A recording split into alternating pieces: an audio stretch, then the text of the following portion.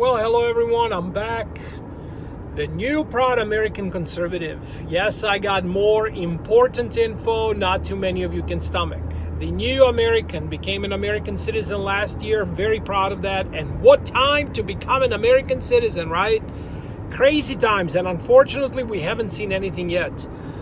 The deliberate destruction of the middle class continues. Right now the House is passing this bill.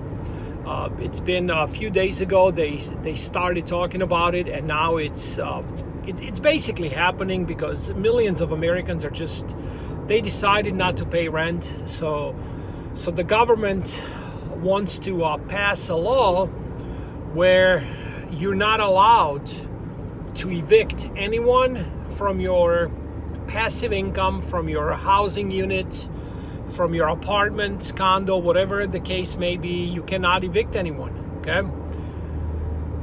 Because of, we know why, COVID, right? Everybody's using COVID for anything. If your tire blows up driving, hopefully it doesn't happen to me here in the middle of, nowhere. Again, it's COVID's fault, right? It's just how it is. It's how it's going to be for a long time. So, yeah, a lot of these landlords, a lot of the middle class and the upper middle class, as the lower middle class has already been pushed to poverty for a long time. But the upper middle class is not realizing that they are basically in the midst of the biggest push from nationalizing housing project, nationalizing public housing project in the history of the world. And obviously those who are actively, currently renting these units, they're going to be part of the biggest housing projects in the history of the world. And now you're going to have all these Marxists, socialists, they're going to say, well, screw them, they have the money. Well, if you look at it that way, first off, these people are not the one percenters. They're not Bezos and Gates of the world. They're just regular people who decided to take some chances and employ a lot of people, meaning taking over the property in a way of maintenance, etc.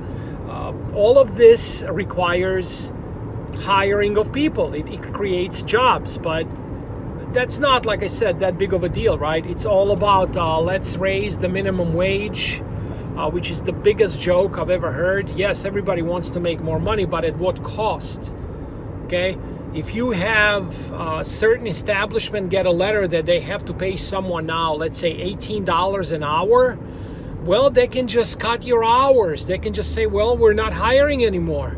So there are going to be less jobs. You're going to work less. So the owners, these establishments, basically can cover for the losses of the minimum wage pay. It's just this whole thing of socialism. I always say doesn't fail. It succeeds every time by bringing misery. Socialism has 100% success rate. And no, it is not going to be this time when implemented, it is going to work if it's implemented the right way. It just does not work. Money printing is a disaster. Money printing to infinity, backed by nothing. It creates major problems. It creates national debt. It creates inflation. It creates people going to poverty because they're digging deeper in their pockets to get the same service, the same goods as you did not long ago. And the inflation can get really crazy. We're talking about thousands of percent on a weekly basis. I will post some numbers for you so you can just take a look at some hyperinflationary countries, the numbers that they went through. And I lived in one of them, so I was able to witness it. And I'm going to say fortunately, not unfortunately, because I know what it's like and I know how to prepare for it. So, yeah, the upper middle class is now being pushed all the way down to the lower middle class, and then the next step down, we know what it is: poverty. the gap between the Wall Street and the Main Street is going to get so big that there is no coming back from this point on. That's just by design. So please continue preparing, ladies and gentlemen. Understand what is happening here. Continue hedging off against inflation. And when I say please do so, I really mean it. I'm not telling you what to do. I'm telling you what I'm doing, and I'm suggesting what kind of homework you should be looking into. To look into the stuff I'm telling you, so you can put 2 and 2 together and go from there. Okay? So think for yourself, do some of your own research, and understand what is going on around you. Take care. God bless you all, and we will talk tomorrow. Bye.